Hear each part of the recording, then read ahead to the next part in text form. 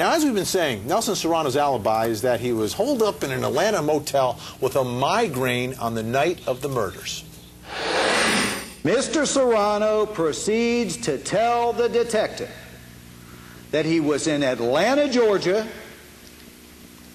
in a motel room at the La Quinta Inn with a migraine headache all evening.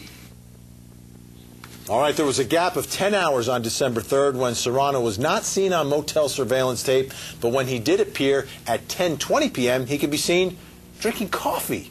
Is drinking coffee and sitting alone in a motel room common behavior for migraine sufferers? Dr. Alexander Mauskop, director of the New York Headache Center, joins us with now some medical expertise. Doctor, thank you so much for joining us. My pleasure. Let's begin with give us some foundation, some background here on migraine sufferers. I mean, someone who suffers from a migraine, how much forewarning do they have? Does it just hit you all of a sudden? Does it come on you gradually? Do you know when it's coming? And then how long do these things last?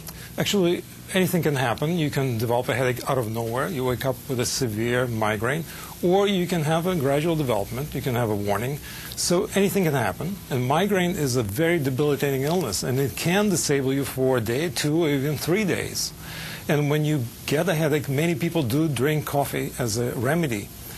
Excessive amounts of caffeine actually make the headaches worse, but many people find relief from a cup of coffee and a couple of aspirins, and a drug like Excedrin, which many people take for their migraines, contains caffeine, aspirin, and Tylenol in it.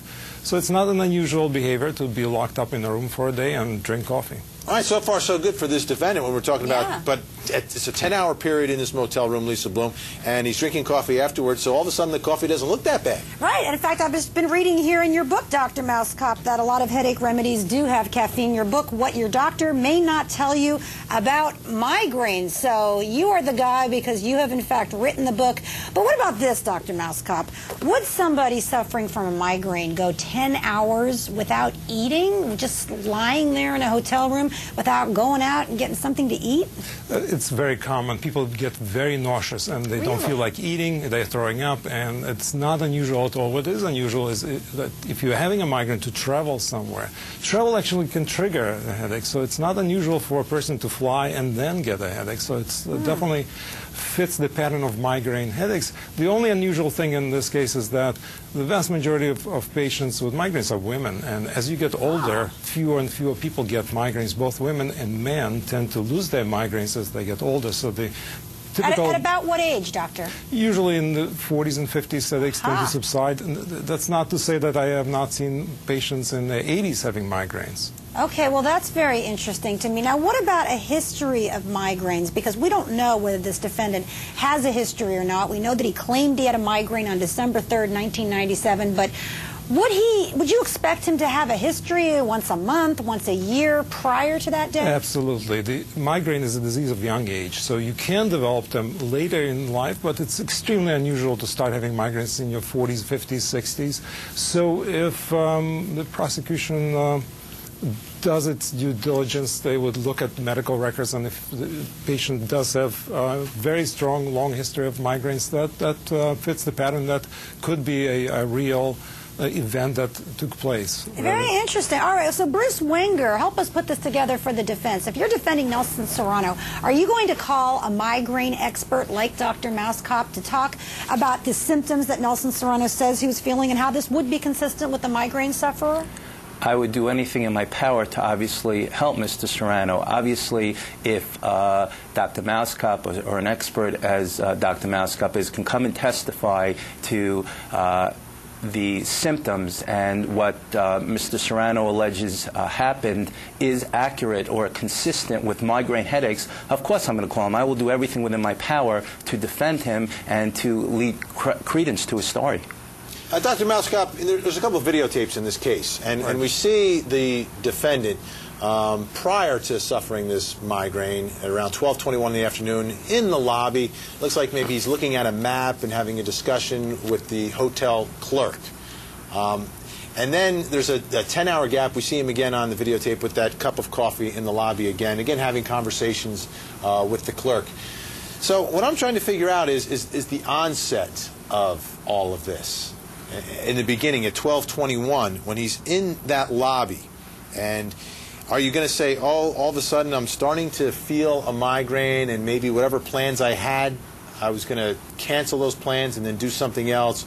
Or is it a case where, you know, all of a sudden it's just going to hit him and then boom, you know, he's got to find the closest place where he can just lie down, turn off the lights, turn off the phone, and just sit still? Yes, that's very plausible, definitely plausible. But again, I would look at this prior history and look at the frequency of headaches that he's had in the past.